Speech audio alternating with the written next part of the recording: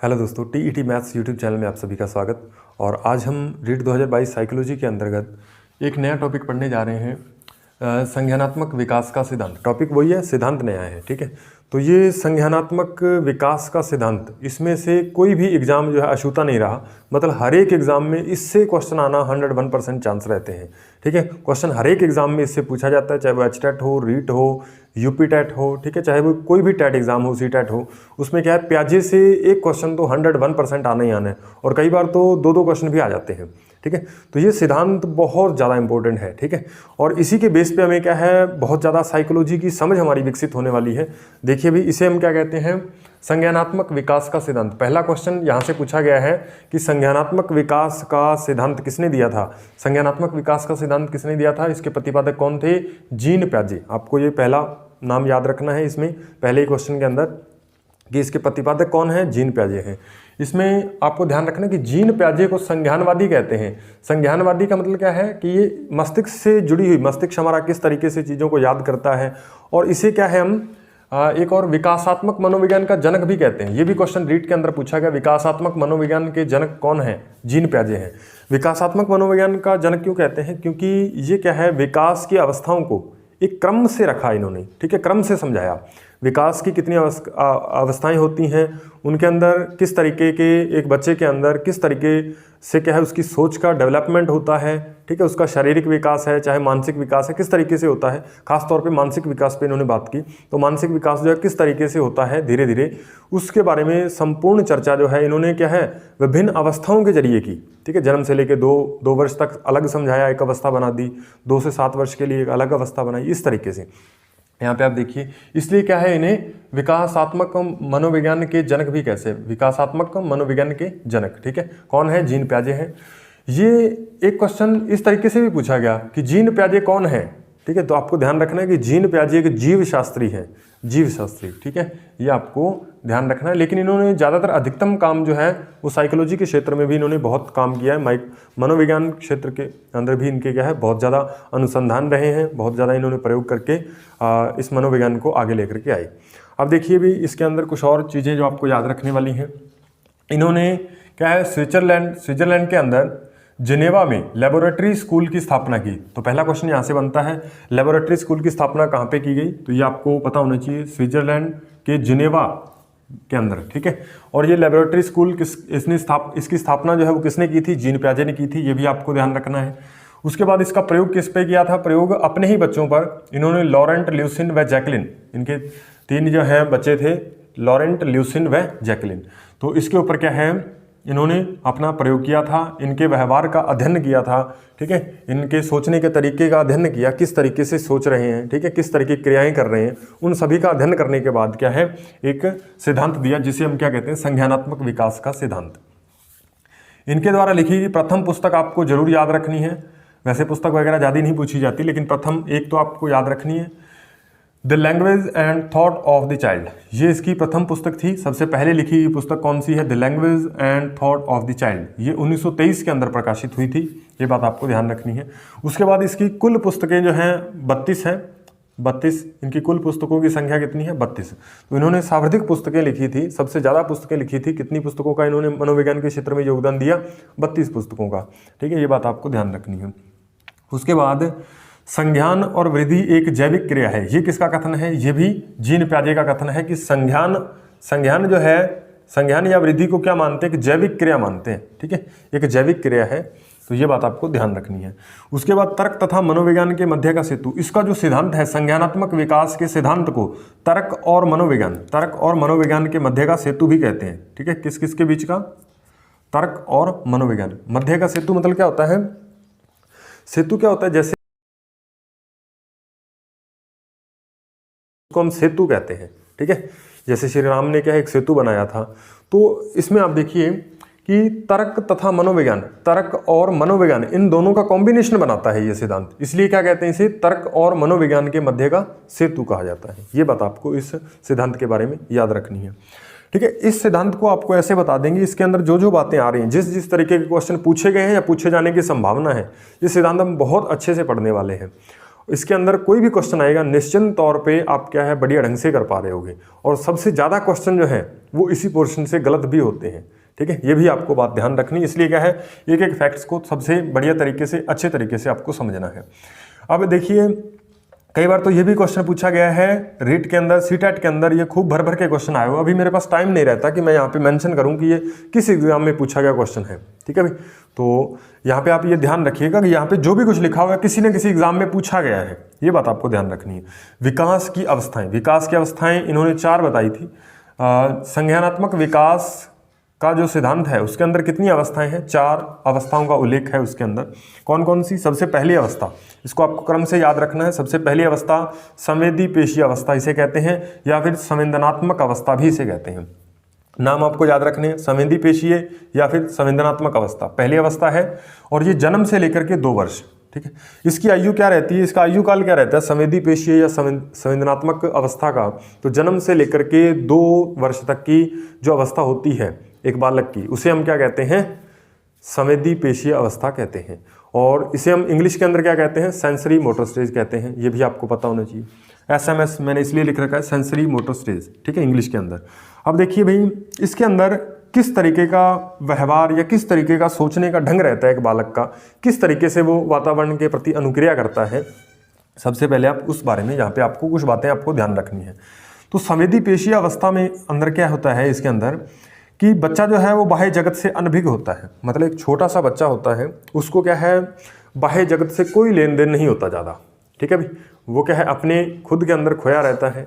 वो अपनी मूलभूत आवश्यकताओं को पूरा करना चाहता है। जैसे उसे भूख लगती है तो वो क्या है माँ के दूध को प्राप्त करना चाहता है। वो अपने मतलब उसका जो संसार है वो अपने ही इर्द गिर्द सिमटा होता है, अपनों को देखकर मुस्कुराता है। बच्चे के जो पास जाएगा व्यक्ति, ठीक है, चाहे उसका क्या है फादर हो, मदर हो, ठीक है, या उसके रिश्तेदार हैं, रिलेटिव्स हैं, जो उसके डेली आसपास आते रहते हैं, वो उनको देख करके मुस्कुराता है, ठीक है, उनको देख करके क्या मुस्कुराता है। और अपरिचितों से डरता है, यानी जो उसे उसकी जानकारी में पहली बार आता है, ठीक है, अपरिचित होता है, वो उससे क्या है डरता है, ठीक है, और डरने पर क्या है रोता है। इस तरीके से आपको थोड़ा ध्यान रखना है। उसके बाद क्या है सावर्धिक उत्तेजना। सावर्धिक उत्तेजना किस अवस्था में पाई जाती है? तो संवेदी पेशीय अवस्था में अंदर क्या है इसके अंदर सावर्धिक उत्तेजना पाई जाती है। उत्तेजना का मतलब क्या है? इसको क्या है भूख बहुत ज़्यादा लगती है ऐसे बालकों को, ठीक है, वो बार बार क्या है रोना स्टार्ट कर देते हैं, या किसी भी चीज़ को लेकर के उनमें उत्तेजना जो है वो सावर्धिक होती है। ये बात आपको ध्यान रखनी है। उत्तेजना इसमें क्या है सावर्धिक होती है, सबसे ज़्यादा उत्तेजना इसी अवस्था में पाई जाती है। और शरीर व मस्तिष्क के बीच संतुलन का अभाव, यानी शरीर और दिमाग का कोऑर्डिनेशन इस समय सही नहीं होता, ठीक है, यानी शारीरिक क्रिया और मानसिक क्रिया के बीच क्या संतुलन नहीं होता, ठीक है। शरीर तो मतलब मस्तिष्क तो चाहता है कि मान लीजिए उठ के वो मान लीजिए दौड़े, ऐसा मान लीजिए, ठीक है, शरीर तो उसका चाहता है उठना, लेकिन वो उठ नहीं पाता क्योंकि उसका शरीर जो है उस समय परिपक्व नहीं हुआ होता, उसका साथ नहीं दे रहा होता, ठीक है। तो ये बात आपको ध्यान रखनी है कि शरीर और मस्तिष्क का कोऑर्डिनेशन इस समय जो है वो सही नहीं होता। वो अवस्था कौन सी है? संवेदी पेशीय अवस्था है। उसके बाद वस्तु को मुंह में लेकर चूसना और सरल व रुचिकर आदतों का निर्माण होना। इस अवस्था के अंदर कोई भी वस्तु यदि हम बालक के सामने ले जाएंगे, ठीक है, तो उसे पकड़ने की कोशिश करेगा और पकड़ के क्या है उसे अपने मुंह में डालने की कोशिश करेगा, ठीक है भाई। तो मुंह में डाल के उसे चूसने लगेगा, चाहे वो अपना हाथ का अंगूठा है, ठीक है, या फिर और भी कोई वस्तु है, तो वो उसे मुंह में ले जा करके चूसने लगेगा। इस तरीके से हम कहते हैं कि इसके अंदर छोटी छोटी आदतों का, जैसे चूसना है, ठीक है, अंगूठा चूसना, इन आदतों का क्या सरल व रुचिकर आदतों का निर्माण इसी अवस्था के अंदर होता है। उसके बाद कार्य क्षेत्र व कार्य कारण में संबंध स्थापित नहीं कर पाना, यानी बच्चे को अगर इस समय क्या है 1.5 साल का बच्चा है या 1 साल का बच्चा है, यानी जीरो से नहीं, जन्म से लेकर के 2 वर्ष, जन्म से लेकर के 2 वर्ष के बीच में कोई बालक है, तो वो क्या है कोई कार्य उसके सामने हो रहा है तो वो उसे देखता रहेगा, ठीक है, या फिर हम उसे छोटी सी चीज़ है, हम उसे कहें कि ये उठा के दो इधर, ठीक है, इसको उठाओ, तो वो उठा तो लेगा, लेकिन उसमें क्या है उसके पीछे का कारण उसको पता नहीं चलेगा, ठीक है भाई। जैसे मान लीजिए कुछ नमक की छोटी सी डिब्बी हमारे इधर सामने पड़ी हुई है, तो हम बच्चे को कहते हैं ये इधर देना, तो वो उसको उठा के दे तो देगा, लेकिन उसको देने से उसका काम खत्म हो गया। अब वो ये नहीं देखेगा कि आगे इसका क्या हो रहा है, क्या कर रहे हैं, ठीक है, मतलब ये जानने की कोशिश नहीं करेगा, ठीक है, कि इसको क्यों मंगवाया, ठीक है, क्यों प्रश्न जो है वो उस समय उसके माइंड में नहीं आएगा। ठीक है, ये आप समझ सकते हो। इसलिए क्या है, यानी किसी भी कार्य के पीछे कारण क्या है उसमें क्या है संबंध स्थापित नहीं कर पाता इस अवस्था के अंदर। और इस अवस्था के अंदर वृत्तीय क्रियाएं बार बार दोहरान ये बहुत ज़्यादा पाया जाता है। यानी कोई एक क्रिया है तो वो उसे बार बार दोहराता रहता है। ठीक है, एक क्रिया को बार बार दोहराता रहता है, ये बात आपको ध्यान रखनी है। उसके बाद पूर्णतः आत्म केंद्रित व्यवहार होता है इस समय। यानी ये तो मैंने आपको पहले ही बता दिया कि बच्चा जो है वो अपने इर्द गिर्द ही पूरे संसार को देखता है। ठीक है, उसे अपनी भूख से मतलब होता है। ठीक है, मतलब वो अपने प्रति ही सोचता है, अपने प्रति सोचता आप नहीं कह सकते, अपनी जो उसकी क्रियाएं हैं वो अपने प्रति होती हैं। भूख लगने पे दूध के लिए चिल्लाना, ठीक है, उसको लगता है कि जो सारा संसार है वो मेरी ही खिदमत में लगा हुआ है, ऐसा उसको मतलब महसूस हो रहा होता है उस समय। यानी उसका व्यवहार जो है पूर्णतः आत्म केंद्रित होता है, खुद से सवे से संबंधित होता है, इसे हम आत्म केंद्रित कहते हैं। उसके बाद घटना पूर्वानुमान की सीमित योग्यता प्रदर्शन इसी क्या है अवस्था के अंदर होता है। घटना पूर्वानुमान की सीमित योग्यता, यानी किसी भी घटना के बारे में वो अपनी सीमित योग्यता का प्रदर्शन करता है। सीमित योग्यता कैसे, मान लीजिए उसे भूख लगी है तो वो क्या है चिल्लाएगा, उसे अब महसूस होगा कि हमें भूख लग रही है। ठीक है, तो उसे महसूस करके वो चिल्लाएगा, रोएगा। ठीक है, तो फिर वो दूध या किसी भी वस्तु का सेवन करना चाहेगा जिससे उसकी भूख जो है वो शांत हो जाए। तो इस तरीके से क्या है, अब वो क्या छोटी छोटी मतलब कोई भी ऐसी घटनाएं हो सकती जिसका वो पूर्वानुमान लगा सकता है। जैसे उसे भूख लगना, प्यास लगना, इसी का पूर्वानुमान लगा पाएगा, बाकी और किसी भी चीज का पूर्वानुमान या भविष्यवाणी वो नहीं कर सकता, उसके बारे में नहीं जान सकता। ठीक है, इस अवस्था के अंदर। उसके बाद व्यवहार का अनुकरण, इस समय क्या है छोटा बच्चा जो है वो क्या करता है, दूसरों के व्यवहार का अनुसरण करता है, अनुकरण करता है। ठीक है, दूसरे जैसा व्यवहार कर रहा होता है वैसा ही व्यवहार करने की कोशिश करता है, ये बात आपको ध्यान रखनी है। और वस्तु स्थायित्व का अभाव, वस्तु स्थायित्व क्या होता है कि जब हमारे पास मान लीजिए एक छोटा सा बालक है, जब मान लीजिए उसके सामने ये मार्कर आता है तो वो उसे क्या है इस मार्कर को मान लीजिए अपने हाथ से पकड़ना चाहता है। ठीक है, और वो इसको लेने के लिए क्या है रोने लग जाता है। अब हम मार्कर ये उसे देना नहीं चाहते, हम ये मान लीजिए इसलिए नहीं देना चाहते कि ये इसे खोल के अपने मुंह में न डाल ले। ठीक है, तो इसमें इंक वगैरह है तो उसका नुकसान हो सकता है, ऐसा मान लीजिए, या हम उसे मार्कर ये देना नहीं चाहते, तो हम क्या करते हैं, हम इस मार्कर को उसको दिखाते हैं, अरे मार्कर रो रहा है, मार्कर को देख करके, तो फिर हम क्या करते हैं इसे क्या है ऊपर की तरफ फेंक देते हैं कहीं। ऐसे हम फेंकते नहीं है, इस मार्कर को ऐसे इधर ले जाके अपनी जेब में डाल लेते हैं। ठीक है, या पीछे अपने हाथों में छुपा लेते हैं और उसको कहते हैं कि वो देखो वो तो कौवा ले गया। ठीक है, तो फिर वो ऊपर की तरफ देखने लगता है, उसे लगता है कि सच में कौवा ले गया। ठीक है, उसे क्या लगता है कि सच में कौवा ले गया, शायद अब वो मार्कर कौवा ही लेकर के चला गया। ठीक है, उसके पास नहीं है, लेकिन उसे नहीं पता होता कि हमने अपने हाथों से छुपा रखा है। ठीक है, तो इस जो क्रिया है, ये जो क्रिया है, यानी उसके सामने वस्तु जब है, ठीक है, उसके सामने हम वस्तु को हमने छुपा लिया, लेकिन उसे लगता है कि वस्तु जो है वास्तव में उसके सामने है ही नहीं अब, तो इसी को हम क्या कहते हैं, वस्तु स्थायित्व का अभाव कहते हैं। वस्तु स्थायित्व का अभाव, यानी वस्तु स्थायित्व का गुण उसमें नहीं आया। ठीक है, ये वस्तु स्थायित्व का अभाव जो है ये शुरुआत के क्या है लगभग 1.5 साल तक रहता है। ठीक है, लगभग 1.5 साल तक रहता है, 18 माह तक रहता है। 18 से 24 माह के बीच उसके अंदर वस्तु स्थायित्व के गुण प्रदर्शित होने लगते हैं। 18 से 24 माह के अंदर, 18 से 24 महीने के अंदर उसके अंदर वस्तु स्थायित्व का गुण आने लगता है। अब मान लीजिए 2-2.5 साल का बच्चा है, आप उसके सामने ये करके दिखाओगे ना कि ये पेन नहीं दे रहे हम, ठीक है, या कोई और खिलौना है, कुछ भी हो सकता है, तो आप उसे ऊपर की तरफ फेंकोगे और कहोगे कौवा ले गया, ठीक है, गायब हो गया, तो वो आपकी बात पे विश्वास नहीं करेगा। ठीक है, वो सीधा आपके हाथों को देखेगा, ठीक है, उसमें से वो वस्तु छीन लेगा आपसे, क्योंकि उसको पता है कि अब ऐसे कोई कौवा नहीं ले जाता। अब वो समझदार हो गया। ठीक है, तो ये समझ जो है इसका विकास जो है 18 से 24 माह तक होने लगता है, वस्तु स्थायित्व का गुण आ जाता है लगभग। अब एक बार क्या क्वेश्चन पूछा गया रीट के अंदर, ठीक है, या फिर सीटेट के अंदर, कि वस्तु स्थायित्व का गुण कब विकसित होता है, वस्तु स्थायित्व का गुण विकसित कब होता है, किस अवस्था में विकसित होता है। तो उसके अंदर चारों ही ये जो ऑप्शन हमें दे रखे थे, संवेदी पेशीय अवस्था, एक क्या हमारे पास पूर्व संक्रियात्मक अवस्था, मूर्ख और औपचारिक संक्रियात्मक अवस्था, ये सारी अवस्थाएं हमें दे रखी थी। वहाँ से जब इस तरीके का क्वेश्चन आए कि वस्तु स्थायित्व का गुण जो है किस अवस्था में विकसित होता है, तो आपको क्या करके आना है, संवेदी पेशीय अवस्था ही करके आना है। तो इसका राइट आंसर क्या होने वाला है, संवेदी पेशीय अवस्था, संवेदी पेशीय अवस्था। ठीक है भाई, क्योंकि एनसीईआरटी के अंदर साफ साफ लिख रखा है कि संवेदी पेशीय अवस्था में वस्तु स्थायित्व का गुण बालक के अंदर जो है वो क्या है, उत्पन्न हो जाता है। ये बात आपको ध्यान रखना, विकसित हो जाता है। उसके बाद दूसरा आता है हमारे पास, ये स्टेज में आपको इतना ही याद रखना है, इस अवस्था के अंदर यदि आप इतनी बातें याद रख लेते हो, और याद रखने का मतलब क्या है, आप एक छोटे बच्चे की कल्पना कीजिए कि मान लीजिए जन्म से लेकर के वो 2 वर्ष का है, तो वो किस किस तरह की अनुक्रियाएं करेगा, उनके अंदर कौन कौन से गुण होंगे, ठीक है, और वो किस किस चीज़ों के बारे में नहीं सोच सकता। वही क्या है, दोनों वस्तुओं में क्या है, दोनों वस्तुओं में विभिन्नता उत्पन्न करेंगी, ठीक है। उससे क्या है, हम अपने उत्तर तक आसानी से पहुँच पाएंगे। अपने आसपास के बच्चे के बारे में सोचिए, ठीक है, अपने रिश्तेदारों में, अपने परिवार में कोई छोटा बालक है, तो उसको आप मद्देनजर रख के इन क्वेश्चनों के जब आंसर करोगे, ठीक है, तो आपका क्वेश्चन निश्चित तौर पे ही सही होगा, गलत नहीं होगा, ठीक है भाई। अब यहाँ पे आप देखिए, दूसरा है हमारे पास पूर्व संक्रियात्मक अवस्था। पूर्व संक्रियात्मक अवस्था का काल क्या है, 2 से 7 वर्ष तक। ये अवस्था जो है 2 वर्ष के बाद स्टार्ट हो जाती है और 7 वर्ष तक चलती है, ठीक है, 2 से 7 वर्ष तक चलती है। और इसे क्या है, प्री ऑपरेशनल स्टेज कहते हैं, प्री ऑपरेशनल स्टेज, POS, ठीक है, POS मैंने शॉर्ट में लिख रखा है, प्री ऑपरेशनल स्टेज इसको कहा जाता है इंग्लिश के अंदर। इसके अंदर क्या है, बालक का व्यवहार कुछ इस तरह से चेंज होता है, संवेदी पेशे अवस्था से क्या है, थोड़ा सा हट करके होता है। देखिए आप किस तरीके से, क्या बालक जो है वो थोड़ा सा धीरे धीरे क्या है, बड़ा होना स्टार्ट होता है, ठीक है, 2, 3, 4 ऐसे 5 वर्षों में बढ़ते रहता है। अब बढ़ते हुए क्या है, वो घर के कार्यों में सहयोग करने लगता है, ठीक है, छोटे छोटे कार्य में सहयोग करना, ठीक है, बर्तन वगैरह उठा के इधर उधर रखना, ठीक है, छोटे छोटे कार्य करना, ठीक है, जो उससे हो पाते हैं। तो वो कार्य करने में क्या है, परिवार वालों का क्या करता है, सहयोग करता है, मदद करता है। उसके बाद वस्तुओं को क्रम से रखना सीख जाता है, ठीक है।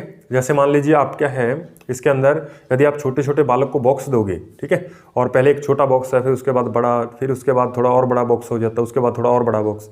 अब आप कहो कि उसे क्रम से बताइए, पहले सबसे छोटा, उसके बाद में बड़ा आना चाहिए, तो वो इस तरीके से इनको रख देगा, ठीक है, सेट करके व्यवस्थित करके रख देगा। तो इससे क्या है, वस्तुओं को क्रम से रखना वो सीख जाता है। उसके बाद हल्की भारी का ज्ञान होने लगता है, यानी उसे 2 वस्तुओं के बीच वो देख पाता है कि कौन सी वस्तु हल्की है, कौन सी वस्तु भारी है। ये क्या है, डिफरेंशिएट कर पाता है। उसके बाद रंगों को पहचानने लग जाता है, ये लाल है, पीला है, रंगों को पहचान लेता है आसानी से, ठीक है भाई। और गिनती लिखना सीख जाता है, या अक्षरों को बनाना सीख जाता है, यानी लगभग क्या है, धीरे धीरे वो क्या गिनती लिखना सीख रहा होता है। अब उसने इसी अवस्था में क्या है, वो स्कूल भी जाना स्टार्ट कर देता है। स्कूल जाना जब स्टार्ट करेगा तो वो टेढ़ी मेढ़ी रेखाएं, ठीक है, पहले बनाएगा, फिर क्या है अक्षर बनाएगा, फिर क्या है गिनती वगैरह लिखना धीरे धीरे यहाँ पे सीख रहा होता है। उसके बाद यदि उससे पूछा जाए कि आपका नाम क्या है, तो वहाँ पे संवेदी पेशी अवस्था के अंदर वो अपना नाम नहीं बता पाता, लेकिन पूर्व संक्रियात्मक अवस्था के अंदर वो अपना नाम बताना सीख जाता है, वो अपना पूछने पर अपना नाम भी बताने लगता है। उसके बाद इस आयु काल के बच्चे परियों की कहानियों में विश्वास ज़्यादा करते हैं, ठीक है, कि परियां होती हैं, ठीक है, और वो परियां जो हैं वो उड़ सकती हैं, इस तरीके की कहानियों में ये ज़्यादा इंटरेस्ट लेता है, विश्वास करता है। उनको लगता है कि वास्तव में परियां हैं, ठीक है, वास्तव में इस तरीके का जादू होता है, परियों के पास जादू होता है, वो किसी भी चीज़ को किसी भी वक्त क्या है उत्पन्न कर सकती हैं, ठीक है, भोजन को एक छड़ी के द्वारा छड़ी घुमा करके भोजन बनाया जा सकता है, ठीक है, इस तरीके के मतलब जादू या परियों से संबंधित कहानियों में विश्वास करने लगता है। उसको लगता है कि ये रियल में ये चीज़ें हैं, ठीक है। तो ये बात आपको थोड़ा ध्यान रखनी है। और इसे अतार्किक चिंतन की अवस्था कहते हैं। अतार्किक चिंतन मतलब इसमें तर्क नहीं होता, चिंतन करने के पीछे कुछ ठोस कारण नहीं होता, ठीक है। जैसे वो परियों की कहानियों के बारे में सोच रहा है तो उसके पीछे में बस सोचते ही जा रहा है, वो कल्पना में क्या है प्रवाहित होते जा रहा है, लेकिन वो इसके पीछे ये नहीं सोच रहा कि ये कैसे हुआ, क्यों हुआ, ठीक है, कैसे हो पा रहा है। तो वो इस समय इसके अंदर क्या है, ये तर्क नहीं उत्पन्न हो रहे होते, ठीक है। तो इसे क्या कहते हैं, इसलिए इसे क्या कहते हैं, अतार्किक चिंतन की अवस्था। ये पॉइंट आपको खास तौर पे याद रखना है। अतार्किक चिंतन की अवस्था कौन सी है, पूर्व संक्रियात्मक अवस्था है 2 से 7 वर्ष तक, प्री ऑपरेशनल स्टेज। इसको हम क्या कहते हैं, अतार्किक चिंतन की अवस्था भी कहते हैं। उसके बाद विचार सोच का विभेदीकरण, ठीक है, इसी अवस्था में होता है।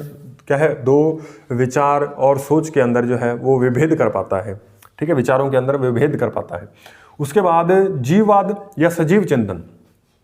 जीववाद या सजीव चिंतन क्या होता है, जैसे मान लीजिए एक छोटा सा बालक है, मान लीजिए चलते चलते गिर गया, ठीक है, तो जब वो नीचे गिर जाता है तो हम क्या करते हैं, बच्चा रोने लगता है तो हम उसका ध्यान ध्यान वहाँ से हटाने के लिए, रोने से हटाने के लिए, उसे चुप कराने के लिए हम क्या करते हैं, चप्पल उतारते हैं और क्या करते हैं, ज़मीन पे ऐसे मारने लगते हैं, चप्पल से ज़मीन पे मारने लगते हैं। अच्छा, इसने तुझे मारा, ज़मीन ने मारा, अब हम ज़मीन को रुलाते हैं। तो उसे लगता है ज़मीन को जब मार पड़ रही होती है तो वो खुश होता है, ठीक है, वो रोना भूल जाता है, क्योंकि उसे लगता है कि जैसे मैं गिरा हूँ मुझे दर्द हुआ, वैसे क्या है, इसे चप्पल से पीटने पे धरती को भी क्या दर्द हो रहा होगा, पृथ्वी को भी दर्द हो रहा होगा। लेकिन ऐसा कुछ होता नहीं है, वो अपने क्या है, कल्पना में ऐसा सोच रहा होता है कि ऐसा, जैसे मान लीजिए जैसे क्या है, वो सोचता है कि जैसे मैं सजीव हूँ, जैसे मुझे दर्द हुआ, वैसे धरती भी क्या है, सजीव है, दीवार भी क्या है, सजीव है, इसको भी पीटेंगे तो इसको भी क्या है, दर्द हो रहा होगा। ठीक है, इस तरीके का चिंतन जो है वो क्या कहलाता है, सजीव चिंतन, या फिर इसे हम क्या कहते हैं, जीववाद कहते हैं।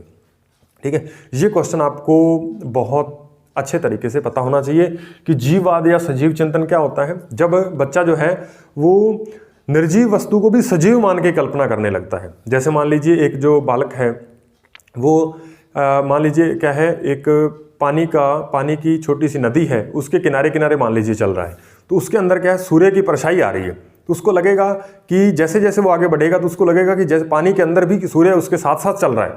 ठीक है, उसके साथ साथ चल रहा है, तो इसी को हम क्या कहते हैं, सजीव चिंतन कहते हैं, जीववाद कहते हैं। ये बात आपको ध्यान रखनी है, ये भी बहुत ज़्यादा इंपॉर्टेंट है, कई बार पेपर में पूछा गया है। उसके बाद ये भी पॉइंट बहुत इंपॉर्टेंट है, अनुत्क्रमणीयशीलता या अपलटावी अवस्था भी इसे कहा जाता है। इस अवस्था, पूर्व संक्रियात्मक अवस्था को अनुत्क्रमणीयशीलता की अवस्था, अपलटावी अवस्था भी कहा जाता है। इसमें सीखने में बालक असमर्थ होता है। असमर्थ आप पूर्णतः नहीं कह सकते कि असमर्थ होता है, दरअसल उसके पास जो उसने ज्ञान प्राप्त किया उसका ठोस आधार नहीं होता, आप ऐसे कह सकते हो। ठीक है, तो अनुत्क्रमणीयशीलता या अपलटावी क्या है, जैसे मान लीजिए कि एक क्या है, बालक है और उसे क्या है, 2 बर्तनों के अंदर दूध दिया जाता है। मान लीजिए यहाँ पे हम गिलास बना लेते हैं, मान लीजिए उसे क्या है, एक बालक है, उसे क्या है, 2 गिलास के अंदर दूध दिया जाता है। एक गिलास कुछ इस तरीके का है, ठीक है, और ये भी मान लीजिए क्या है, आधे लीटर का है। ठीक है, आधे लीटर का है, तो ये मान लीजिए क्या है, इसके अंदर 200 ग्राम दूध है। ठीक है, 200 ग्राम ऐसा हम मान लेते हैं। और एक गिलास क्या है, बहुत चौड़ा सा गिलास है, इसके अंदर भी यहाँ तक दूध भरा हुआ है।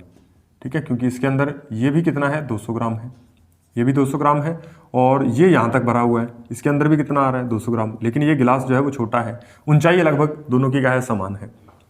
अब जब बच्चे से कहेंगे कि कौन से गिलास वाला दूध पिएगा, तो वो फटाक से क्या कहेगा, ये गिलास की तरफ बढ़ेगा। ठीक है, कि मुझे ये वाला गिलास चाहिए, इसमें जिद करने लगेगा। क्यों? क्योंकि ये उसको लगेगा कि ये गिलास तो पूर्ण भरा हुआ है, लेकिन ये तो खाली है। लेकिन उसको ये नहीं पता कि यहाँ पे पीछे हटके वो ये नहीं सोच सकता कि यहाँ पे भी दूध जो है लगभग मात्रा उतनी ही है दूध की। ठीक है, ये नहीं सोच पाएगा, उसको लगेगा कि ये गिलास मुझे चाहिए क्योंकि ये गिलास जो है भरा हुआ है, और ये गिलास तो खाली ऊपर से लग रहा है, इसमें दूध थोड़ा है। ठीक है, उसे लगेगा दूध जो है इसमें कम होने की वजह से वो इस गिलास की तरफ बढ़ेगा। ठीक है, यानी वो उसके पीछे सही कारण को नहीं पहचान पाता। ठीक है, कि दोनों में दूध जो है वो समान है। तो इसे हम क्या कहते हैं, इसे हम क्या कहते हैं, अनुत्क्रमणशीलता या अपलटावी अवस्था, यानी पलट के वापस उसी गुण पे नहीं जाया जाए। जैसे मान लीजिए हम बच्चों से पूछें कि आपके क्या है, पापा का नाम क्या है, तो वो आसानी से बता देगा। उसके दादा का नाम पूछें तो वो बता देगा। ठीक है, तो अब यदि हमने उसके रिवर्स पूछ लिया कि आपके दादा के बेटे का क्या नाम है, तो वो नहीं बता पाएगा। ठीक है, यानी वो पलट के पीछे नहीं आ सकता। आप उससे एक ही प्रभाव में पूछते जाओ तो वो हो सकता है बता दे, लेकिन यदि आप उसमें पलट करके पूछोगे तो वो नहीं बता पाएगा। ठीक है, तो इस तरीके से क्या है, उसे थोड़ी समस्या उत्पन्न होती है, नहीं बता पाते। तो इसे हम क्या कहते हैं, अनुत्क्रमणशीलता या अपलटावी अवस्था कहते हैं। उम्मीद है ये बात भी आपको समझ में आ गई होगी। उसके बाद इसमें क्या है, अभिव्यक्ति का माध्यम जो है वो भाषा हो जाता है। अभिव्यक्ति का माध्यम मतलब जो भी चीज़ें वो मांगना चाहता है, वो प्राप्त करना चाहता है, वो उससे सीधा बोल देता है, मुझे पानी चाहिए, दूध चाहिए। लेकिन यहाँ पे क्या होता है, बच्चा किसी भाषा के जरिए नहीं बता पाता कि मुझे दूध चाहिए, पानी चाहिए। यहाँ पे वो अपने शारीरिक क्रियाओं द्वारा वो हमें महसूस करवाता है कि मुझे इस चीज़ की कमी है, मुझे चाहिए। ठीक है, जैसे बच्चे को क्या है, भूख लगेगी तो वो क्या है, रोना स्टार्ट करेगा। अब हमें कहेगा नहीं कि हमें दूध चाहिए, पानी चाहिए, तो वो क्या है, रोना स्टार्ट करेगा। हमें पहचानना पड़ेगा, हमें महसूस हो जाएगा कि इसे भूख लग रही है और दूध देना चाहिए इसे। लेकिन यहाँ पे क्या है, वो सीधे ही खाना मांग सकता है, दूध मांग सकता है, जो उसे चाहिए होता है वो सीधे मांग सकता है। अतः अभिव्यक्ति का माध्यम जो है वो भाषा हो जाती है। यहाँ पे जो भी भाषा वो जानता है उसमें क्या है वो मांग लेगा। उसके बाद आत्म केंद्रित, इसमें भी आत्म केंद्रित व्यवहार होता है। इसमें क्या है, पूर्णतः आत्म केंद्रित होता है। ये पॉइंट आप देखिएगा, इसमें पूर्णतः आत्म केंद्रित व्यवहार होता है, लेकिन यहाँ पे आंशिक आप आत्म केंद्रित व्यवहार कह सकते हो। उसे लगता है कि संसार में जो भी कुछ है वह उसके लिए ही है, ठीक है। यहाँ पे भी उसे वैसा ही लगता है, तो लेकिन यहाँ पे पूर्णतः इसका आत्म केंद्रित व्यवहार नहीं होता। यहाँ पे पूर्णतः आत्म केंद्रित व्यवहार होता है संवेदी पेशीय अवस्था के अंदर। ये बात आपको ध्यान रखनी है। उसके बाद प्रत्येक बात का जवाब, अब मान लीजिए उसके सामने कोई भी बात करें तो वो प्रत्येक बात का जवाब जानना चाहेगा, ठीक है। कोई भी क्वेश्चन करें तो वो उसका जवाब जानने की कोशिश करेगा, ठीक है। वो हमसे बार बार पूछेगा, कोई भी उसे ऐसी घटना होते हुए दिख गई, ठीक है, तो वो उसके पीछे का कारण पूछना चाहेगा, हमसे कारण पूछेगा। जैसे मान लीजिए बारिश हो रही है, वो पूछेगा ये क्या हो रहा है, हम कहेंगे बारिश हो रही है, क्यों हो रही है, कैसे हो रही है, ठीक है। मतलब बहुत सारे क्वेश्चन ऐसे पूछता जाएगा। तो प्रत्येक बात का वो जवाब जानना चाहता है। वो किसी भी काम को करने में पहल करता है, ठीक है, पहल करता है। जैसे मान लीजिए खिलौना क्या है, चलाते चलाते टूट गया, मतलब एक खिलौना था, उसके अंदर कोई भी ट्रैक्टर का खिलौना मान लीजिए, उसमें एक टायर उतर गया, ठीक है, एक टायर उतर गया, तो वो अब हम कहेंगे लाओ मैं इसे टायर लगा के देता हूँ, तो वो कहेगा नहीं मैं अपने आप लगा लूँगा। तो वो पहले अपनी भरपूर कोशिश करेगा उस टायर को फिट करने में उसमें, ठीक है। तो मतलब किसी भी कार्य को करने में क्या है, पहल करता है, और पहल करते हुए वो कुछ ना कुछ सीखता है, अन्वेषण के जरिए खोज भी करता है, ठीक है। उसे खुद भी पता चलता है कि इस टायर को कैसे इसके अंदर फिट करना चाहिए, कैसे ये फिट हो जाएगा, ठीक है। तो वो खोज से संबंधित आ गया। तो इसलिए जब भी क्या है बच्चा खिलौने को तोड़ देता है और फिर उसे वापस जोड़ने की, खोल करके खिलौने को क्या है पूरा खोल करके उसे जोड़ने की कोशिश करता है, तो उसे डांटिए मत, क्योंकि वो उस समय भी कोई ना कोई चीज़ें सीख रहा है, ठीक है। वो खोज कर रहा है, अन्वेषण कर रहा है उस समय। उसके बाद इसे क्या हम कहते हैं, मैजिकल थिंकिंग कहते हैं। जब वो किसी भी काम को खोज रहा होता है, ठीक है, कुछ उसमें उसके मन में अलग अलग तरीके के विचार आते हैं, कुछ नए क्रिएटिव विचार आते हैं, ठीक है, सृजनात्मक विचार आते हैं, जिसे हम क्या कहते हैं, मैजिकल थिंकिंग कहते हैं। और यदि ये आपको मैजिकल थिंकिंग देखनी हो तो बच्चे के आप क्या है उसके कार्य में देख सकते हैं, किसी आप उसे क्वेश्चनिंग करके पूछ सकते हैं कि ये कार्य किस किस तरीके से किया जा सकता है, तो वो बताएगा, ठीक है। जैसे मान लीजिए इस पेन के आप क्या है उपयोग पूछोगे कि इस पेन का क्या उपयोग हो सकता है, तो वो आपको अलग अलग तरीके बताएगा कि इसका उपयोग जो है वो क्या है लिखने में किया जा सकता है, और इसका उपयोग जो है वो मान लीजिए क्या है पीठ खुजलाने में किया जा सकता है, ठीक है, इस तरीके से बताएगा। और मान लीजिए और क्या है, इसको बताएगा कि आप क्या है इसे किसी दीवार में इस तरह कील की तरह ऐसे फिट करके इसके ऊपर कोई सामान टांग सकते हो, ऐसे क्या अलग अलग तरीके बताएगा, ठीक है। तो इसलिए क्या है यहाँ पे मैजिकल थिंकिंग होती है उसके पास। यदि मैजिकल थिंकिंग हमें देखनी है तो मैंने कहा उससे क्वेश्चनिंग करके हम पूछ सकते हैं, या फिर क्या है उसकी ड्राइंग में देखने को आपको मिलेगी, ठीक है। उसकी ड्राइंग भी अजीबोगरीब तरह की होती है। यदि आप छोटे बच्चे की 2 से 7 वर्ष के बीच के बच्चा यदि ड्राइंग बनाता है तो एक खास तरह की ड्राइंग होती है जो क्या है मैजिकल थिंकिंग को इंगित करती है। उसके बाद देखिए इस अवस्था के अंत में बच्चा तार्किक रूप से घटनाओं व वस्तुओं के बारे में चिंतन शुरू कर देता है। ये जो अवस्था थी ये अतार्किक चिंतन की अवस्था है, ठीक है। इसके अंदर तर्क जो है वो उसके अंदर पूर्णतः तर्क उत्पन्न नहीं होता, लेकिन इस अवस्था के अंत में लगभग 7 वर्ष का बालक जो है, इस अवस्था के अंत तक बालक जो है वो किसी वस्तु के पीछे कारण को पहचानना सीख जाता है, धीरे धीरे तर्क करना स्टार्ट कर देता है कि ये कैसे हुआ, किस तरीके से हुआ, ये जानने की कोशिश करने लगता है, ठीक है। तो इसलिए इसे हम पूर्णतः क्या है अतार्किक अवस्था नहीं कह सकते। यदि यह अतार्किक चिंतन की अवस्था किसे कहेंगे, तो पूर्व संक्रियात्मक अवस्था को अतार्किक चिंतन की अवस्था कहते हैं। लेकिन यदि ये पूछा जाए कि तर्क की शुरुआत किस अवस्था में होती है, तो वो है पूर्व संक्रियात्मक अवस्था। इसके अंदर इसके लास्ट स्टेज तक क्या है लगभग क्या है तर्क की योग्यता जो है वो विकसित होने लगती है एक बालक के अंदर। तो इस तरीके से आपको यह क्वेश्चनों के साथ डील करना पड़ेगा। तो नेक्स्ट हम देखते हैं इसकी तीसरी अवस्था, फिर उसके बाद चौथी अवस्था, और फिर इससे जो जुड़े हुए प्याजे ने कॉन्सेप्ट दिए थे, नए जो शब्द दिए थे, उनकी परिभाषाएं भी हम देखेंगे। चलिए दोस्तों, अब हम जो दूसरी अवस्था पढ़ रहे थे प्याजे की, उसके अंतर्गत इसका डिवाइडेशन है, यानी इसका 2 तरह का विभाजन है।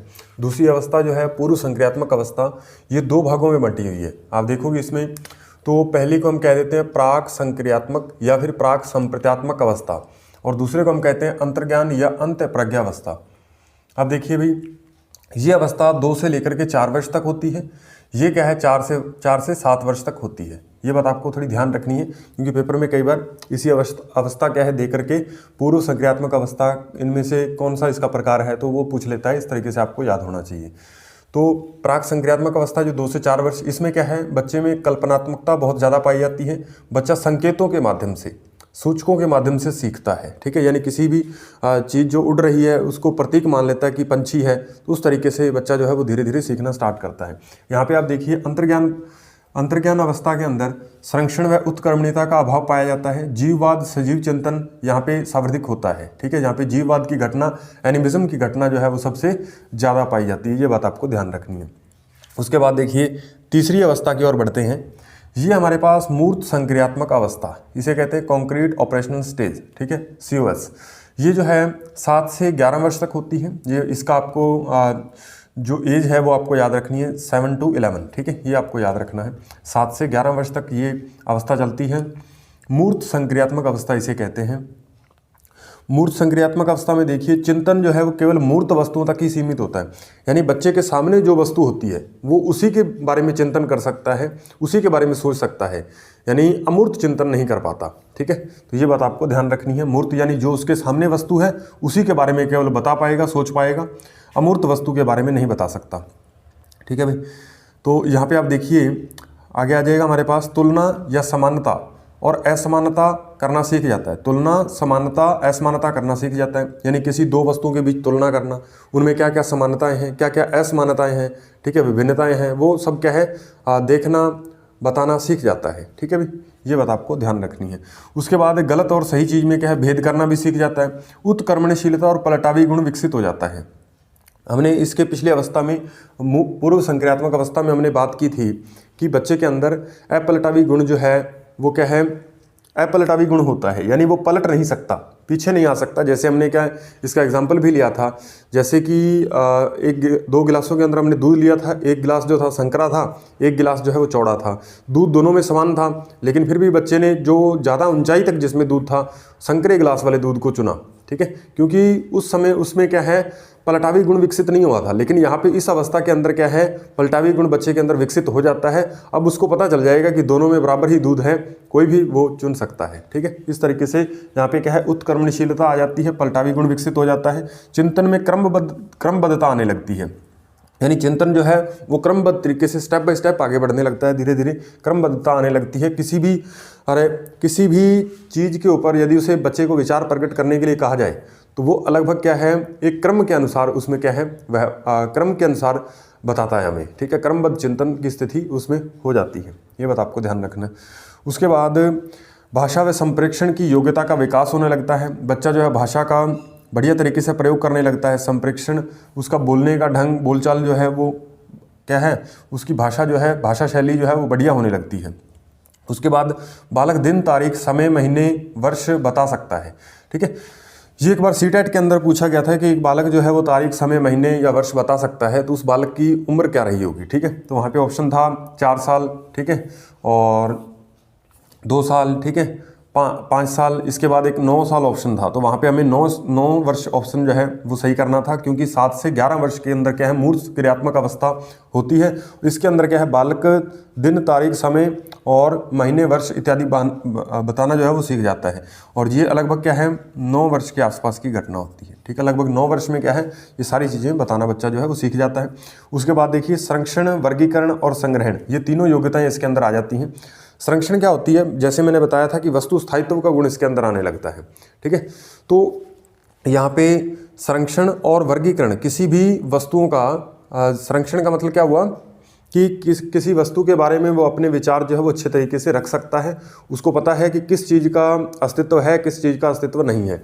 और वर्गीकरण के अंदर क्या आता है कि किन्हीं वस्तुओं को क्या है वर्गीकृत कर सकता है। जैसे उसे पंछियों और जानवरों में विभेद करने को कहा जाए तो वो उनका क्या है उनको अलग अलग समूहों में बांट सकता है, रख सकता है। उसके बाद संग्रहण, यहाँ पे क्या है संग्रहण की प्रवृत्ति जो है बालकों में बहुत ज़्यादा पाई जाती है, ये भी क्वेश्चन पूछा गया है। तो संग्रहण की अवस्था जो है, संग्रहण की अवस्था हम कहते हैं मूर्त क्रियात्मक अवस्था को। क्योंकि यहाँ पे बच्चे के अंदर क्या है चीज़ों को संग्रहित करके, इकट्ठा करके, संजोग करके रखने की प्रवृत्ति जो है वो सबसे ज़्यादा पाई जाती है। जैसे मान लीजिए लड़कियों के अंदर क्या है उनके कोई गुड़िया वगैरह, खिलौने वगैरह, तो वो उन्हें क्या है अपने मतलब अच्छे ढंग से क्या है उन्हें इकट्ठा करके, एकत्र करके एक जगह पे रखते हैं। और जैसे लड़कों में देखो कंचे वगैरह होते हैं, ठीक है, या खेलने का सामान है, तो वो क्या है उन्हें इकट्ठा करने की प्रवृत्ति उनमें ज़्यादा पाई जाती है, संग्रहण करने की प्रवृत्ति। इसलिए हम इसे क्या कहते हैं, संग्रहण करने की प्रवृत्ति कहते हैं। और संज्ञानात्मक विकास का मुख्य परिवर्तन बिंदु किसे कहा जाता है? संज्ञानात्मक विकास का मुख्य परिवर्तन बिंदु कौन सी अवस्था है? वो भी कौन सी है? मूर्त क्रियात्मक अवस्था। क्योंकि यहाँ पे क्या है, संज्ञानात्मक विकास जो है वो क्रमबद्ध विकसित होने लगता है, ठीक है भाई, सुदृढ़ होने लगता है। बच्चा जो है वो क्या है धीरे धीरे अमूर्त चिंतन की ओर बढ़ रहा होता है। यहाँ पे शुरुआत में क्या है, मूर्त वस्तुओं तक ही सीमित होता है, लेकिन इसके एंड तक लगभग 11 वर्ष तक हम जाएंगे तो वहाँ पे क्या है, बच्चे के अंदर अमूर्त चिंतन का विकास होने लगता है, ठीक है, उसकी शुरुआत हो चुकी होती है। और इसलिए इसे क्या कहते हैं, संज्ञानात्मक विकास का मुख्य परिवर्तन बिंदु इसे माना जाता है। किस अवस्था को? मूर्त क्रियात्मक अवस्था को, COS, कॉन्क्रीट ऑपरेशनल स्टेज को, ठीक है भाई। ये अवस्था 7 से 11 वर्ष तक होती है। ये आपको मुख्य बिंदु इस अवस्था में क्या है आपको याद रखने हैं। अब हम चौथी अवस्था के बारे में देखते हैं। चौथी अवस्था क्या कह रही है कि इसका नाम क्या है, सबसे पहले हमें याद रखना, अमूर्त या औपचारिक संक्रियात्मक अवस्था, अमूर्त या फिर औपचारिक संक्रियात्मक अवस्था, और इसे कहते हैं फॉर्मल ऑपरेशनल स्टेज, ठीक है, FOS, ठीक है। और ये जो है वो 11 वर्ष के बाद स्टार्ट होती है। 11 वर्ष के बाद जो इसकी अवस्था है, 11 वर्ष के बाद ये जो स्टार्ट होती है मूर्त औपचारिक संक्रियात्मक अवस्था। अब इसमें आपको कुछ बातें आपको ध्यान रखनी है कि यहाँ पे बालक का चिंतन जो है वो कैसा होने लगता है, अमूर्त चिंतन बच्चा करने लगता है, ठीक है। अमूर्त चिंतन मतलब जो उसके सामने चीज़ नहीं है वो उसके बारे में भी सोच सकता है, उसके बारे में भी चिंतन कर सकता है, ठीक है। इस तरीके के चिंतन को हम क्या कहते हैं, अमूर्त चिंतन कहते हैं। और इसमें क्या है, दर्शन शास्त्र की समझ जो है वो विकसित होने लगती है। दर्शन शास्त्र को समझना स्टार्ट कर देता है इस अवस्था में। और आप देखिए निगमन तर्क का विकास होने लगता है। निगमन तर्क क्या है, नियम से उदाहरण की ओर, ठीक है, नियम से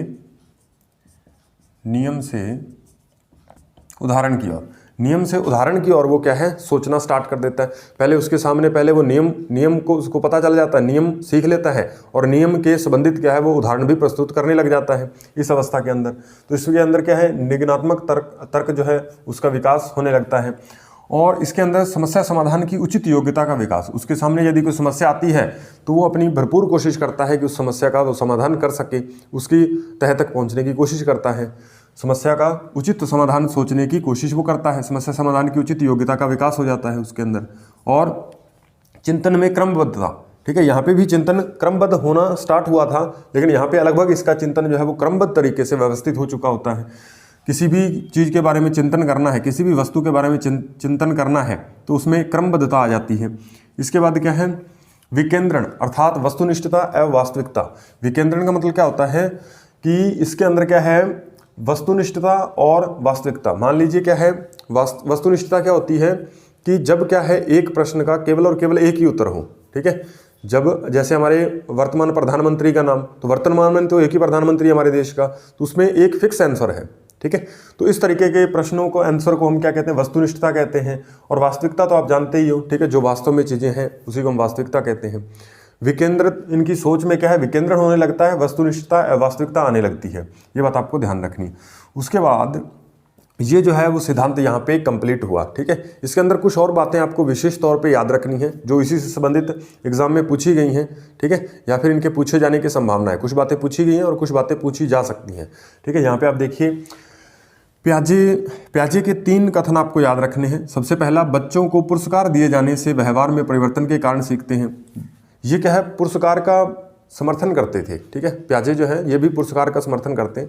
ये कहते थे कि बच्चों को यदि पुरस्कार दिया जाए, यदि वो काम कर रहे हैं तो उन्हें क्या है, पुरस्कार कुछ दे दिया जाए तो बच्चे जो है वो आसानी से सीख सकते हैं। उसके बाद दूसरा है, बच्चों का चिंतन गुणात्मक रूप से वयस्कों से अलग होता है, वयस्कों की अपेक्षा अलग होता है। तो प्याजे का मानना था कि बच्चों का चिंतन जो है वो बड़ों की अपेक्षा, वयस्कों की अपेक्षा थोड़ा भिन्न होता है, अलग तरीके का होता है। ये बात आपको ध्यान रखना। तीसरी बात आप देखिए, बच्चे सक्रिय ज्ञान के निर्माता के, आप काट दीजिए, ज्ञान निर्माता।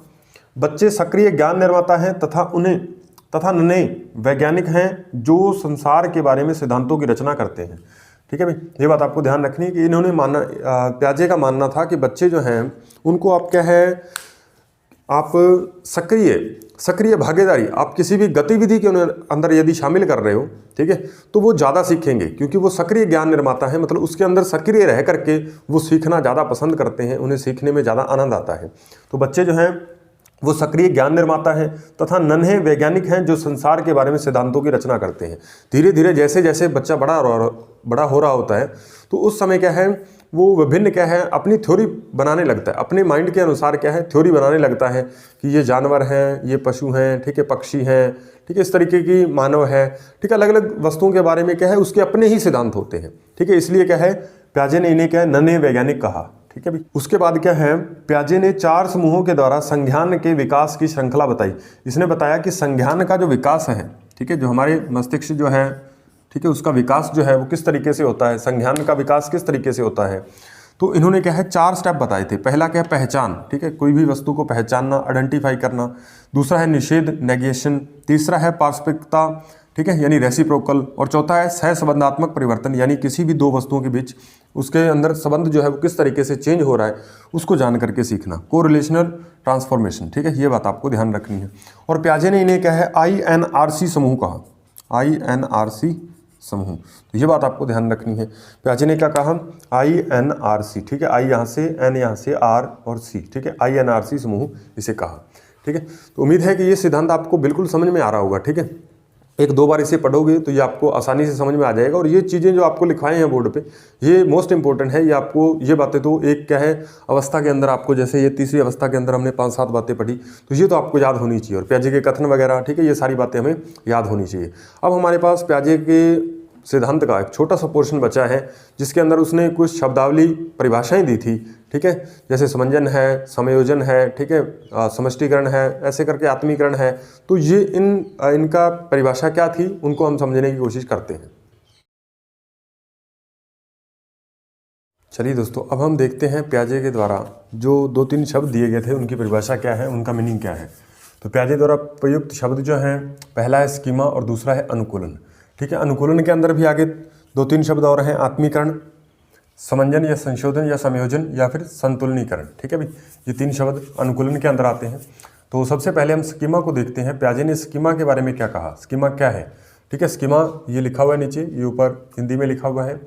स्कीमा जो है वो लंबे समय तक याददाश्त में सूचना के संगठित एकत्रित होना, संगठित या फिर एकत्रित होना, ठीक है, सूचना के संगठित या फिर एकत्रित होना, ठीक है। जब हमारे दिमाग के अंदर प्याजे का मानना था कि सूचनाएं किस तरीके से संगठित होती हैं।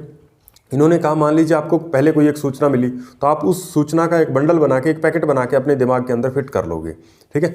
दूसरा आपको उसी से जुड़ा हुआ तथ्य मिलता है तो आप उसका भी एक बंडल बनाओगे, उसी बंडल के साथ आप उसे भी जोड़ दोगे, ठीक है। तो इस तरीके से बताया कि सूचना जो है वो लंबे समय तक हमें याद कोई भी सूचना रहती है। इसके पीछे का कारण होता है कि सूचनाएं हमारे दिमाग के अंदर कैसे स्टोर होती हैं। तो इन्होंने कहा पैकेट्स की भांति, एक पैटर्न बना होता है सूचना का, ठीक है, पैकेट्स की भांति क्या है जुड़ती जाती हैं वो सूचनाएं जो है वो स्टोर होती जाती हैं। ये किसका मानना था, प्याजे का मानना था, ये आपको ध्यान रखना है। तो ऐसी मानसिक संरचना जिसका सामान्यीकरण किया जा सके, इस तरह स्कीमा मानसिक संक्रिया तथा संज्ञानात्मक संरचना से काफ़ी संबंधित है। तो ये जो है मानसिक क्रिया से जुड़ी हुई है, मानसिक संक्रिया से, और संज्ञानात्मक संरचना किस तरीके की हमारे दिमाग में सूचनाएं स्टोर होती हैं उस संरचना से क्या है काफ़ी हद तक ये संबंधित है। व्यवहारों का संगठित पैटर्न, ये इसकी अलग अलग परिभाषाएं लिखी हुई हैं। ये पहली परिभाषा जो आपको मैंने ऊपर बता दी, ये भी पेपर में पूछी गई है, ये भी पूछी गई है, ठीक है, और ये जो तीसरी लिखी है ये भी पूछी गई है। व्यवहारों का संगठित पैटर्न जिसे आसानी से दोहराया जा सकता है उसे हम क्या कहते हैं, स्कीमा कहते हैं, ठीक है। यानी व्यवहार दोहरान के अंदर, ठीक है, व्यवहार का संगठित पैटर्न जिसे आसानी से दोहराया जा सकता है, ऑर्गेनाइज्ड बिहेवियर पैटर्न्स, ठीक है, यानी ऐसे पैटर्न्स जो हमारे ऐसे दिमाग के अंदर जो सूचनाएं जिन्हें हम क्या है बार बार उपयोग में लाते हैं, बार बार उनका दोहरान करते हैं, उन्हें हम क्या कहते हैं, उन्हें हम स्कीमा कहते हैं। ये बात आपको ध्यान रखनी है, ऑर्गेनाइज्ड बिहेवियर पैटर्न्स, ये आपको शब्द याद रखना है, इससे आपको थोड़ा क्लियरिटी मिलेगी। उसके बाद देखिए भाई, दूसरा है हमारे पास अनुकूलन। अनुकूलन क्या होता है, वातावरण के साथ समायोजन करना, ठीक है। एडोप्टेशन क्या होता है, वातावरण के साथ जब हम अनुकूलन करने की कोशिश करते हैं, ठीक है। अनुकूलन आप साइंस के अंदर भी पढ़ते हो और यहाँ पे साइकोलॉजी के अंदर भी अनुकूलन है। अनुकूलन हम क्या है वातावरण को हम क्या है अपने आप को वातावरण जैसा वातावरण मिलता है हम उसी के अनुसार ढाल लेते हैं। जैसे मान लीजिए अभी एक सिंपल एग्जांपल ले रहे हैं, जैसे मान लीजिए हमारे विरुद्ध वातावरण है, ठीक है। विरुद्ध वातावरण मतलब हमारा मान लीजिए झगड़ा हो गया, ठीक है। हमारे से आगे सामने बड़ा कोई व्यक्ति खड़ा है जिसके पास पावर ज़्यादा है, ठीक है। तो हमसे क्या हष्ट पुष्ट है, तो हम क्या है अपने आप को उस वातावरण में समायोजित करने की कोशिश करेंगे, ठीक है। अगर वो हमें कुछ कह भी रहा है तो हम क्या है उसकी बातें चुपचाप सुनेंगे, ठीक है। तो हम क्या है उससे बचने की कोशिश करेंगे, हो सकता है हम उससे झगड़ा मोल ना लेने की कोशिश करें, ठीक है। मतलब उससे उलझने की कोशिश हम कम ही करेंगे, ठीक है। तो इसलिए क्या है वातावरण के साथ जब भी संयोजन हम स्थापित करते हैं उसे एडेप्टेशन अनुकूलन कहा जाता है। उसके बाद आता है आत्मीकरण या फिर आत्मसातीकरण। ये क्या है रीट 2021 में पूछा गया क्वेश्चन है, रीट 2021, ठीक है भाई। यहाँ से क्वेश्चन एक आया था कि आत्मीकरण की परिभाषा आई थी, तो वो आपको ध्यान रखना है। पुराने ज्ञान से नई समस्या का हल करना या समाधान करना, ठीक है। और रीट के अंदर ये लाइन लिखी थी, वर्तमान स्कीमा का प्रयोग बाह्य जगत के विश्लेषण हेतु करना क्या कहलाता है, तो आपको बताना था आत्मीकरण कहलाता है, ठीक है। ये बात आपको ध्यान रखनी है, पुराने ज्ञान से नई समस्या का हल करना। मान लीजिए आपने क्या है आपने क्या है कोई भी अपने पुराने समय में यदि पिछले कुछ दिनों में क्या आपने कोई भी काम सीखा था, ठीक है। आपने कोई भी ज्ञान प्राप्त किया था, उसी ज्ञान का जब आप उपयोग किसी नए समस्या को हल करने के लिए करोगे तो वो हमारे पास क्या कहलाता है, वो हमारे पास कहलाता है आत्मीकरण, ठीक है, या फिर आत्मसातीकरण, ठीक है भाई। ये बात आपको ध्यान रखनी। आत्मीकरण क्या है, पुराना जो हमारे पास नॉलेज है उसका उपयोग जब हम क्या है नई समस्या के लिए करें तो वो हमारे पास क्या है आत्मीकरण है। ये बात आपको ध्यान रखनी है कि यहाँ पे भी ये लिखा है वर्तमान स्कीमा, यानी जो हम क्या है स्कीमा हमारे मस्तिष्क में यानी जो पैटर्न बन चुके हैं सूचनाओं का, ठीक है, उसका उपयोग हम बाह्य जगत के विश्लेषण के लिए करते हैं। मतलब बाह्य जगत में हमारे सामने कोई समस्या आ रही है तो उसके विश्लेषण, समस्या को पूरी तरह से परखने के लिए, जांचने के लिए, उसकी समस्या समाधान तक पहुंचने के लिए हम क्या है स्कीमा का प्रयोग कर रहे हैं। तो वो किसके अंतर्गत आएगा, आत्मीकरण के अंदर आएगा। ये बात रीट 2021 में पूछी गई है। उसके बाद देखिए समंजन संशोधन भी कहते हैं, इसे समंजन भी कहते हैं, संशोधन या फिर संयोजन भी कह सकते हो आप। ये क्या होता है, नवीन जानकारी शामिल करने के लिए वर्तमान स्कीमा या अवधारणा में परिवर्तन, ठीक है। ये बहुत इंपॉर्टेंट है समंजन भी। तो यहाँ पे ये जो है ये आपको याद रखना कि नवीन जानकारी शामिल करने के लिए, यानी हम अपनी स्कीमा के अंदर जब नई सूचनाएं डालना चाहेंगे, ठीक है, हम अपने दिमाग के अंदर नई सूचना समाहित करना चाहते हैं, ठीक है, तो हमें क्या है वर्तमान स्कीमा जो पहले हमारे माइंड में किसी भी वस्तु के प्रति या किसी भी ऑब्जेक्ट के प्रति हमारी क्या है अवधारणा बन चुकी है, ठीक है, तो हमें क्या है उसके विरोधाभासी या उससे एक अलग हटके हमें क्या है कोई भी सूचना मिलती है तो हम उसको क्या है जो पुरानी हमारे पास स्कीमा बनी हुई है उसमें क्या है हम थोड़ा संशोधन करेंगे, उसमें परिवर्तन करेंगे और उस सूचना को उसके साथ ही समाहित कर देंगे। तो इसे स्कीमा के अंदर परिवर्तन क्या कहलाता है, समंजन, संशोधन या फिर संयोजन कहलाता है। वह प्रक्रिया, ये सीटेट में पूछी गई लाइन है, ठीक है, ये बात आपको ध्यान रखनी। वह प्रक्रिया जिसके द्वारा अपनी पूर्व अवधारणाओं व अनुभवों को संशोधित या फिर परिवर्तित करना क्या कहलाता है, परिवर्तित करना क्या कहलाता है, समंजन या संशोधन कहलाता है। ये बात आपको ध्यान रखनी है, ठीक है भाई। समंजन या संशोधन क्या होता है, पुरानी जिसके अंदर वह प्रक्रिया जिसके द्वारा अपनी पूर्व अवधारणाओं व अनुभवों को संशोधित या परिवर्तित करना। जो पहले हमारे मस्तिष्क में अवधारणा बन चुकी है, ठीक है, उसके अंदर जब हम परिवर्तन करते हैं कि नहीं ये अवधारणा इस तरीके से नहीं थी, ये इस तरीके से होनी थी या इस तरीके से है वर्तमान में, ठीक है, तो हम क्या है उसके अंदर चेंज करते हैं, स्कीमा के अंदर अपने दिमाग के अंदर नई सूचना स्टोर करते हैं, तो उसी को हम क्या कहते हैं, समंजन कहते हैं। यानी पुराने वाली सूचना को हटा करके नई सूचना हम क्या है अपने दिमाग के अंदर सेव कर रहे हैं, तो वो क्या है किसके अंदर आएगा, वो आपके पास समंजन के अंदर आएगा, ठीक है भाई। तो इस तरीके से क्या है हमें याद रखना है कि जैसे मान लीजिए सीढ़ियाँ जो है वो, जैसे मान लीजिए अभी सीढ़ियों का हम एग्जांपल लेते हैं, जैसे मान लीजिए सीढ़ियाँ हम चढ़ते हैं तो हमें क्या है अपना पहली सीढ़ी पे कदम, फिर दूसरी पे, तीसरी पे, इस तरीके से रखते हुए आगे चढ़ते हैं। लेकिन मान लीजिए आप क्या है किसी रेलवे प्लेटफॉर्म पे हो, ठीक है, या फिर कहीं और मॉल के अंदर हो, तो वहाँ पे ऑटोमेटिक सीढ़ियाँ होती हैं जिसके ऊपर आपको खड़ा होना होता है और वो सीढ़ी आपको ऊपर तक लेके जाती है, ठीक है।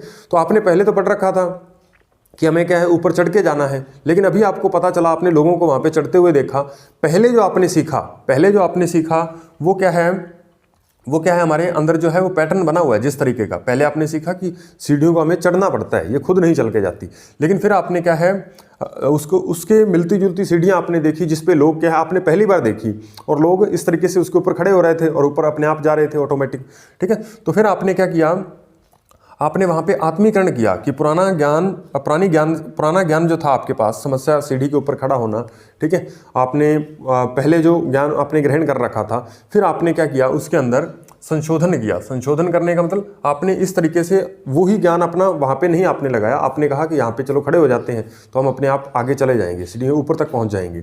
तो वो जो आपकी पुरानी जो आपके पास स्कीमा थी, आपने उसके अंदर कुछ ऐड किया, परिवर्तन किया, तो वो क्या है, समंजन या संशोधन के अंतर्गत आएगा। ठीक है, उसके बाद है संतुलनीकरण। ठीक है, संतुलनीकरण क्या होता है या संतुलन क्या होता है? ये होता है पुराने और नए अनुभवों के बीच संतुलन। ठीक है, आपके पुराने और नए, यानी आप पहले किस प्रकार से सीढ़ियाँ चढ़ते थे और अब जो आपके अनुभव हैं, किस तरीके से आप सीढ़ियाँ चढ़ रहे हो, तो वो जो है उनके बीच, दोनों के बीच संतुलन आपने बिठा लिया कि वो वाली सीढ़ी आएगी तो हमें क्या है, मान लीजिए हमारे घर में कोई सीढ़ी बनी हुई है तो हमें उसके ऊपर तो चल के जाना पड़ेगा, लेकिन यदि ऑटोमेटिक सीढ़ी है तो हम उसके ऊपर खड़े हों तो भी हमें वो अपनी मंजिल तक पहुंचा देती है, ऊपर पहुंचा देती है। तो ये बात आपको क्या ध्यान रखनी है, उसके बीच, दोनों के बीच क्या संतुलन बना लिया। अब दोनों में किसी भी चीज़ की जरूरत पड़ेगी तो वो उसी के अनुसार अपना कार्य कर पाएगा। ठीक है, ये है पियाजे के द्वारा कुछ महत्वपूर्ण परिभाषाएं। ठीक है, ये आपको ध्यान रखनी है। अभी रीट 2021 में पूछा भी गया है एग्जाम में। ठीक है, और CTET और HTET वगैरह में, UPTET वगैरह में यहाँ से अक्सर ज़्यादा क्वेश्चन बनने की संभावना रहती है। ठीक है भाई, तो ये बात आपको ध्यान रखनी है। उसके बाद इस जो हमने पूरा सिद्धांत पढ़ा, इसका शैक्षिक निहितार्थ क्या बनता है? ठीक है, शिक्षा के क्षेत्र में क्या इन्वेंशन आ सकता है, क्या बदलाव आ सकता है इस सिद्धांत के द्वारा? तो सबसे पहले हमें ध्यान रखना है कि बाल केंद्रित शिक्षा पर बल दिया था। जीन प्याजे ने ये कहा कि बाल जो है वो सक्रिय ज्ञान निर्माता है, तो आप उसे गतिविधि के अंदर खुद शामिल कीजिए बच्चों को। ठीक है, यानी बच्चे को आप क्या है, सेंटर में रखकर आप एजुकेशन जो आपकी है वो दीजिए। ठीक है, यानी शिक्षा जो है बच्चे को देनी है तो सेंटर में, केंद्र में किसको रखा जाए? बालक को रखा जाए। ठीक है भाई, केंद्र में बालक को रखा जाए। पहले क्या है, शिक्षक को रखा जाता था कि शिक्षक जिस तरीके की एजुकेशन देना चाहे, शिक्षक का पूरा दबदबा होता था। लेकिन अभी जो है वो क्या है, बालक जो है वो स्वतंत्र है, गतिविधि में उसे शामिल करके अच्छे ढंग से उसे सिखाइए, तब वो आसानी से सीखेगा। इसलिए क्या है, बाल केंद्रित शिक्षा पर इन्होंने बल दिया था। इन्होंने इसमें शिक्षक की भूमिका को बिल्कुल नकारा नहीं। इन्होंने कहा शिक्षक की इसमें महत्वपूर्ण भूमिका होती है कि बालक जो है वो ज्ञान के सक्रिय निर्माता तो हैं, लेकिन उसमें एक शिक्षक की भूमिका जो है वो सर्वाधिक इंपॉर्टेंट होती है। ये बात आपको ध्यान रखनी है। इसने कहा कि महत्वपूर्ण है, कैसे है कि बालक के सामने जब भी कोई समस्या आए तो उसका उचित निदान करे। ठीक है, उसका जाँच करे किस तरीके की समस्या है, फिर उसके समाधान तक खुद ना पहुंचाए, उस बच्चे को खुद पहुंचने के लिए प्रेरित करे। ठीक है, उसके समस्या के समाधान के लिए बच्चे को खुद प्रेरित करे कि तुझे इस समस्या का समाधान करना है। ठीक है, और उचित वातावरण उसके सामने प्रस्तुत करे कि शिक्षा संबंधी जो उचित वातावरण है, माहौल है, वो एक क्रिएट करके उस बच्चे को दे। ठीक है भाई, उसके बाद बुद्धि को जीव विज्ञान के स्कीमा की भांति बतलाकर बुद्धि की एक नवीन व्याख्या प्रस्तुत की। ये भी किसने कहा था? पियाजे ने कहा था। पियाजे ने बुद्धि को जीव विज्ञान के अंदर जैसे सूचनाएं स्टोर होती हैं माइंड के अंदर, उस तरीके से क्या है, स्कीमा, इसने क्या है, बुद्धि को जीव विज्ञान के स्कीमा की भांति बतलाकर बुद्धि की एक नवीन व्याख्या प्रस्तुत की कि बुद्धि इस तरीके से काम करती है। ठीक है, हमारा माइंड जो है, हमारी बुद्धि जो है वो इस तरीके से काम करती है। तो उम्मीद है कि ये सिद्धांत आपको बढ़िया समझ में आया होगा। ठीक है, इस वीडियो को, ये थोड़ी वीडियो लंबी बनी होगी क्योंकि इसमें पियाजे का सिद्धांत सबसे इंपॉर्टेंट है साइकोलॉजी के अंदर। ठीक है, यहाँ से 101% क्वेश्चन आना ही आना है। ठीक है, रीट एग्जाम के अंदर या फिर और भी कोई एग्जाम हो, वो इससे अछूता कोई भी एग्जाम नहीं रहा। ठीक है, चाहे वो सेकंड ग्रेड है, फर्स्ट ग्रेड है, तो लगभग सभी में क्या है, यहाँ से क्वेश्चन आता ही आता है। तो इसलिए क्या है, आपको इसको बढ़िया ढंग से तैयार करना है। ये जो आपको चीज़ें बताई हैं ये तो बहुत ज़्यादा इंपॉर्टेंट है, इसको तो आपको अच्छे ढंग से तैयार करना ही करना है। तो चलिए भाई, यदि आप हमारे YouTube चैनल पे नए हैं तो आपको बता दें कि हमारे इस YouTube चैनल पे आपको क्या है, रीट साइकोलॉजी, रीट लेवल 2 के लिए मैथ्स और साइंस का कोर्स जो है निःशुल्क करवाया जाएगा। तो यदि आप हमारे चैनल पे नए हैं तो इसे सब्सक्राइब कर लीजिए और साथ में बेल आइकन को प्रेस कर दीजिए ताकि हमारे जो नए आने वाले वीडियोज़ हैं उसका नोटिफिकेशन आप तक आसानी से पहुँच पाए। तो मिलते हैं नेक्स्ट वीडियो में, तब तक के लिए धन्यवाद।